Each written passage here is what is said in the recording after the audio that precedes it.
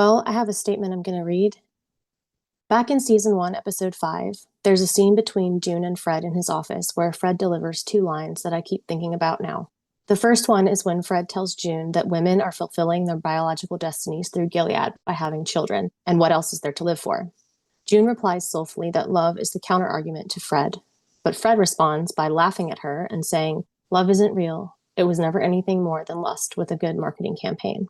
June's bold reply to this was, "Maybe for you, but not for me," showing us not only how important love is to June, but introducing the concept of love as armor. Fred ends this scene by saying, "Every love story is a tragedy if you wait long enough," a line that felt like a dare to me at the time, a purposeful invitation to prove him wrong. Later, at the end of the same episode, when June chooses to go to Nick's apartment on her own, this was such a powerful scene for so many of us because I believe part of what she was doing in that moment was choosing not to accept what Fred had said, to fight against that, because love in any form is the most important thing to her. And it is rebellion in a pure form, taking back something they tried to steal from her and from everyone who has been oppressed by Gilead, something that makes us uniquely human, that gives us the will to survive. Lack of love is the way a place like Gilead comes to exist and to coldly thrive in darkness. The fight for love was the fight I thought I was watching all this time. Love for your friends, your family, your children, yourself, for every living being. And the defiant, beautiful, complicated, deep romantic love that used to exist between Nick and June. This was the counter to Fred, to Gilead, to Serena, to all of their oppressors. This was the way to win. Nick tries to end things with June in season 1, episode 8, Afraid for Her Life. She tells him some of my favorite lines of dialogue in the entire show, that it isn't too dangerous to be together, because even if they die for it, not choosing their love means letting Gilead win. At least someone will remember me. At least someone will care when I'm gone. At the end of this episode, June carves the phrase, "You are not alone," into the wood wall inside her closet.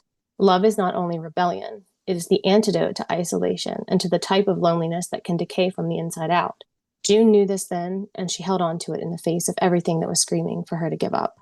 Even the June of season 6, episode 9 delivers a choose love speech to Commander Wharton, the man who actually murdered the women at Jezebel's. Some part of June still believes that love is kryptonite to Gilead, but has she reached the point where she is now only capable of using it as an echo of what she used to believe, just to manipulate others? This nihilistic message is so damaging. There's now nothing hopeful in the show to balance all the rape and oppression, because Nick and June's story has been reduced to a woman who used a man for protection, then used him for his position, which he was saddled with in large part because of his actions to help her to begin with.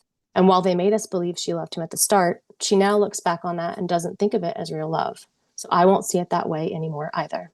The conclusions for every other character also fell so flat. When you're saying forgiveness is only okay to give to a woman, even if she's a rapist, abusive physically and mentally, and stands by the ideals that originally helped to enslave and reduce other women to property with no rights. Every single aspect of this ending feels aimed at subtly proving that Gilead was actually right, that Fred was right. We were so sure they wouldn't falter this far from the source material or give us these beautiful moments and this masterful showcase of love in the midst of barbaric darkness, just to say it was never real when they threw it back in our faces at the last minute. I think of all these beautiful scenes we had throughout the first 4 seasons and how they are meaningless now, because it wasn't love and hope.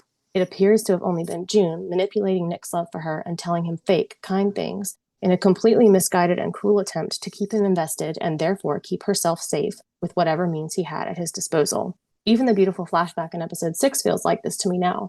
We're being told that this bled into a confusing feeling for June at the time that she now recognizes for what it was.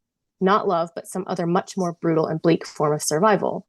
But love was always meant to be survival, because as June herself says, it is not lack of sex we die from, it is lack of love. Nick loved her with everything he had, but none of that matters because they want us to believe this tragic, complex, self-loathing character was actually an evil man like Fred. Nick was right to think he was nothing because the show sees him as nothing, and so does June.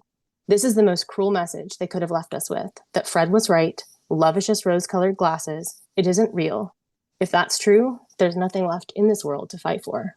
So we can accept what they gave us in the end, or we can choose to fight with the truth that it will never be wrong to love with everything you have, even if everything and everyone in the world is trying to stop you, to convince you that you're wrong. June once delivered this exact message to Nick, and even after she abandoned it, he lived it until his last breath. So we can too. Thank you all again so much for sticking with us, and we hope you'll join us on the next show. Thanks for listening, and we're going to let Nick Blaine from season 2, episode 5, close us out. Love is patient, love is kind. It does not envy, it does not boast, it is not proud. It does not dishonor others, it is not self-seeking, it is not easily angered, it keeps no record of wrongs. Love delights not in evil, but rejoices with the truth. It bears all things, believes all things, endures all things. Love never fails.